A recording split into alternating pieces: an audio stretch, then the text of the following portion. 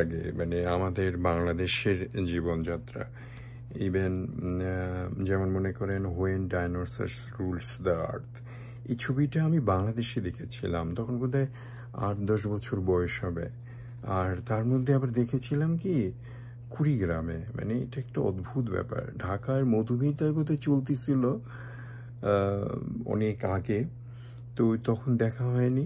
পরে আমি কুড়িগ্রামে যেয়ে আমরা আবার কতগুলো একটা দল ছিলাম, আমরা ওই হলের মালিকদেরকে রিকোয়েস্ট করতাম, মিতালি হল বা পূর্বাশা হল, এদেরকে বলতাম এমিলির গোয়েন্দা বাহিনী নিয়ে আসেন, বসুন্ধরা নিয়ে আসেন, সূর্য সংগ্রাম, সূর্যগ্রহণ, সীমানা পেরিয়ে, এইসব মুভির কথা বলতাম। কি করে নাম জানতাম সেটা পরে রেখে এখন যেটা এবার যে when dinosaurs rules the earth, যেই হার্ট, যেই স্টোরি, যেই ডাইনোসরস, সেটাকে বড় করতে করতে এরা জেরোসিক পার্ক করেছে।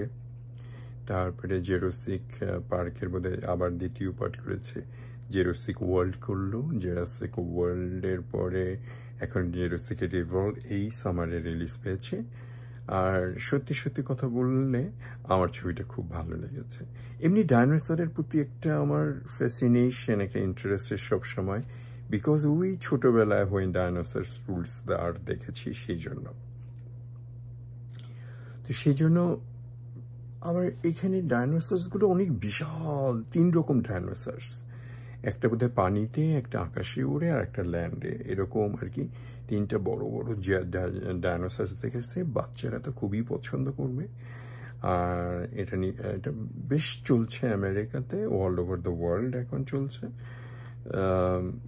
এই ছবিটার ওই যে ডাইনোসরসকে খোঁচাখুচি করতেছিল যারা, ওই একটা স্যাম্পল নিতে চাচ্ছিল ব্লাডের, ওই জিনিসগুলো কে এত সুন্দর করে দেখানো হয়েছে। ড্রামা ছিল, সংলাপ খুব সুন্দর।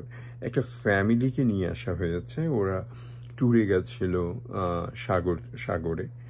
তো কেন গেছিল জানি না, বাবা, মেয়ে আর 2 মেয়ে আর বড় মেয়ের বয়ফ্রেন্ড, এরা গেছিল ওইখানে।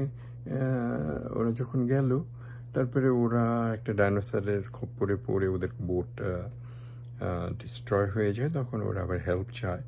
তো ওরা যারা আর কি মিশনে গেছিল, ওরা হেল্প করে। তো ওই ফ্যামিলির জিনিসটা খুব সুন্দর করে এসেছে এবারকার ইয়েতে। ডাইনোসর দেখতে ভালো লেগেছে, আর আক্রমণাত্মক কতগুলো জিনিস ছিল। আর অনেকগুলো এই যে রিসোর্স করতে যেয়ে বা এই যে জিনিসগুলো আনতে যেয়ে, সিমটমটা আনতে যে কয়েকটা জীবনও না হলেও তার মধ্যে কিছু ডার্ক মানুষকেও দেখানো হয়েছে। এর ফাঁকে ফাঁকে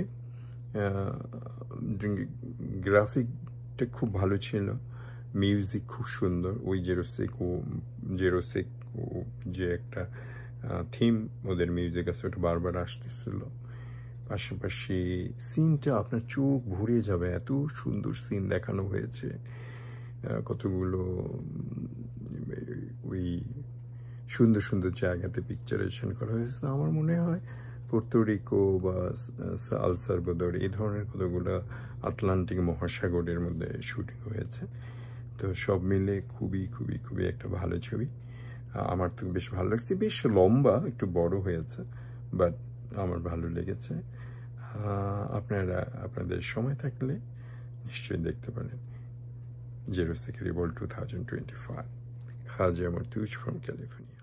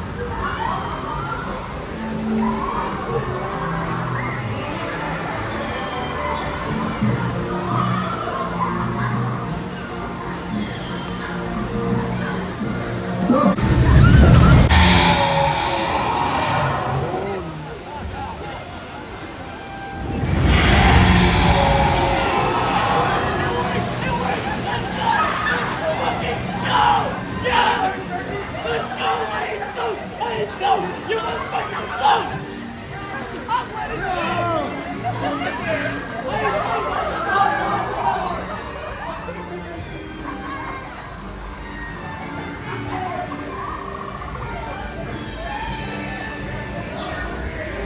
back.